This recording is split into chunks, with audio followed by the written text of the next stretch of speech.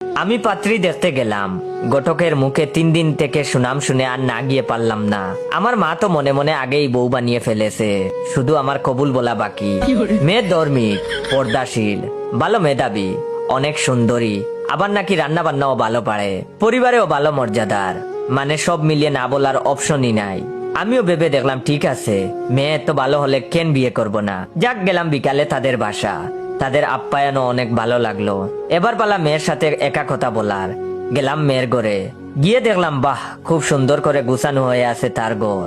তারপর আমি তার সাথে কথা বলা শুরু করলাম, আর তাকে বললাম, আচ্ছা আপনি বুরকা পরেন ভালো কথা, কিন্তু বর্তমানে একটু আপডেট না থাকলে চলে বলেন। তখন সে বলল কি রকম? তখন আমি বললাম, মনে করেন মেয়ে একটু গান পারবে, নাচ পারবে, ফেসবুক চালাবে, ইউটিউব চালাবে, টিকটক চালাবে, স্ন্যাপচ্যাট ব্যবহার করবে। তখন মেয়েটি বলল, সত্যি আপনি এমন মেয়ে চান? তখন আমি বললাম, হ্যাঁ, চাইবো না কেন, এমন মেয়েই তো ভালো লাগে।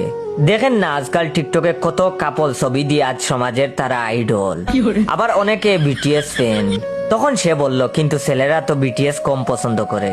তখন আমি বললাম, আরে ওরা বুকা, ওরা এই যুগের ব্যাপার কি জানে। তখন মেয়েটি বলল, সত্যি বলছেন? আমার না টিকটক আইডি আছে, 20,000 ফলোয়ার আমার। বাড়িতে জানে না, বয়ে বলি নাই। আপনি এগুলো পছন্দ করেন তাই বললাম, আপনার টিকটক আইডিটা দেন, আমি ফ্রেন্ড বানিয়ে নিচ্ছি।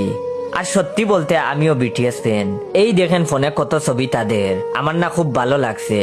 আপনার আমার পছন্দ এক, আমিও বিয়েতে রাজি। আমি তখন বললাম, আচ্ছা ঠিক আছে, চলেন এখন যাই। তখন মেয়েটি বলল, আইডি দিবেন না? তখন আমি বললাম, রাতে আপনাকে মেসেজ করে দিব, এখন চলেন যাই, অনেকক্ষণ হয়ে গেছে। তখন মেয়েটি বলল, তাহলে আপনি বিয়েতে রাজি তো? আমি তখন বললাম, আমি একা রাজি হলে তো হবে না, বাসায় গিয়ে সবার সাথে আলোচনা করি, এরপর আর কি, পালিয়ে নিজের জীবন বাঁচাই। গত 7 দিন থেকে বয়ে আমার ফোন বন্ধ, বুরকাওয়ালি টিকটকারের বয়ে।